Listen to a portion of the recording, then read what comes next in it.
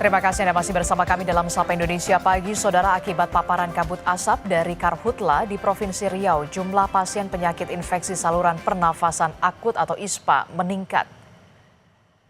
Di Puskesmas Sidomulyo, Pekanbaru, dalam 3 hari jumlah pasien ISPA mencapai 11 orang, mulai dari anak-anak hingga dewasa. Pasien mengeluhkan batuk, flu, dan juga sesak napas.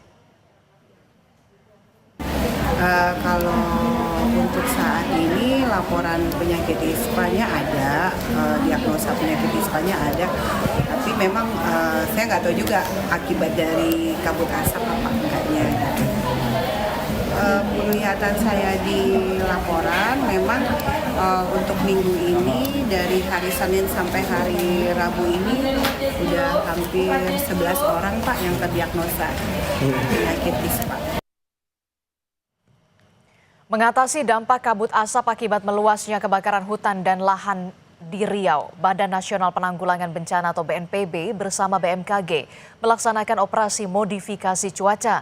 Pesawat jenis Karavan melakukan modifikasi cuaca dari Bandara Rosmin Nuryadin, Pekanbaru.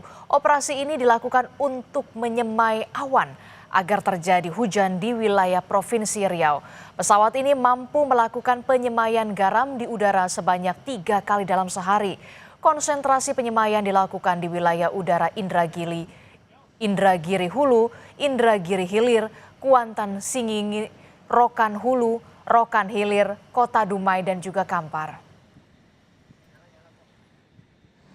Pada saat ini sudah kita laksanakan sampai ada 2 pesawat.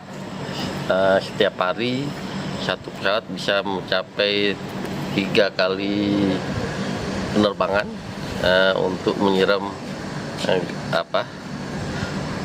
garam sehingga bisa menurunkan hujan dan mengurangi kebakaran dan bisa menyimpan atau membasahi lahan-lahan supaya tidak mudah terbakar. Kita pantau bagaimana perkembangan penanganan kabut asap akibat kebakaran hutan dan lahan di Riau. Kita bergabung bersama dengan jurnalis Kompas TV. Sudah ada Atika Azura di Pekanbaru, Riau. Selamat pagi, Atika. Atika, bisa diceritakan kepada kami bagaimana dampak kabut asap bagi warga di Pekanbaru dan juga wilayah terdampak lainnya yang paling parah di sana?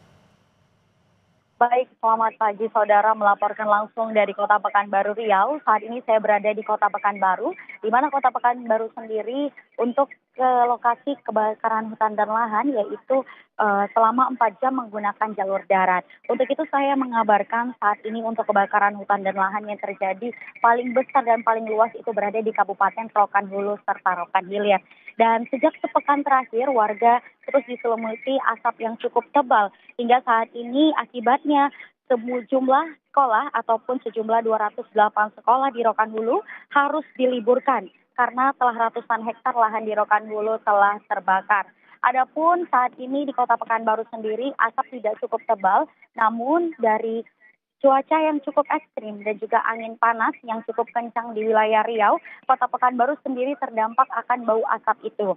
Dan tentunya untuk mengatasi dampak kabut asap, pesawat jenis Karavan telah dikerahkan oleh BNPB untuk operasi modifikasi cuaca. Untuk saat itu, aktivitas masyarakat di Provinsi Riau sendiri tentunya cukup terganggu, di mana aktivitas sekolah di Kabupaten Rokan Hulu telah lumpuh, dan aktivitas masyarakat di Kota Pekanbaru sendiri memang cukup terganggu dari segi kesehatan. Karena telah kami pantau di Puskesmas Sidomulyo, dari hari Senin sampai hari Rabu, adanya peningkatan di jumlah pasien yang mengidap penyakit ISPA. Di mana sebelumnya telah ada 19 orang pasien, namun kini telah bertambah 11 orang pasien yang terkena penyakit ISPA.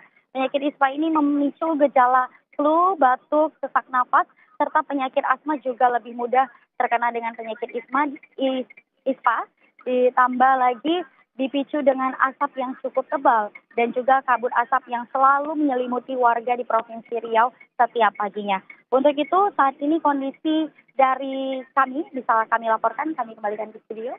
Oke, jadi dampak kabut asap yang paling parah ini berada di wilayah Rokan Hulu, bahkan aktivitas belajar mengajar di sekolah harus dihentikan karena tebalnya kabut asap. Nah, Atika, bagaimana dengan perkembangan penanganan kebakaran hutan dan juga lahan di Provinsi Riau? Apa saja yang kemudian sudah dilakukan oleh pemerintah setempat? Baik, sebelumnya Adisti, kita telah kedatangan Menteri Kehutanan dan Menteri Lingkungan Hidup, serta telah ada rapat bersama Menteri Koordinator Bidang Politik dan Keamanan terkait masalah kebakaran hutan dan lahan ini. Sejumlah menteri menegaskan bahwasannya kita harus mendapatkan atensi yang lebih tinggi sehingga api dapat dipadamkan agar asap juga tidak meluas ke negara tetangga, terutama negara-negara yang memang langsung bersinggungan dengan Provinsi Riau seperti Malaysia.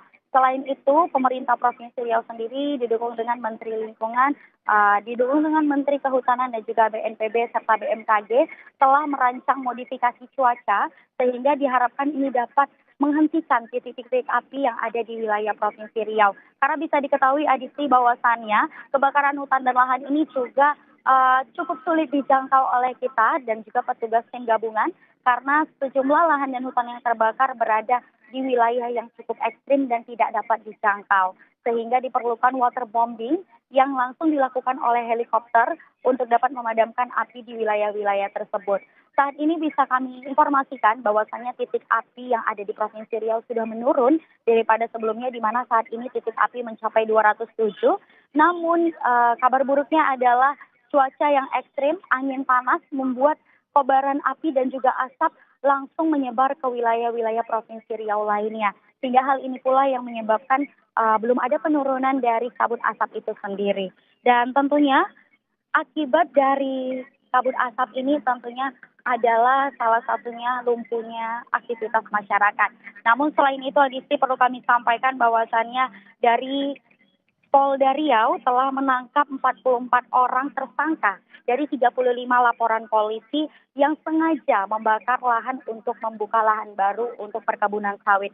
Hal ini dimanfaatkan oleh petani-petani liar dan nakal yang sengaja membakar lahan-lahan tersebut supaya bisa membuka lahan-lahan baru untuk perkebunan sawit mereka.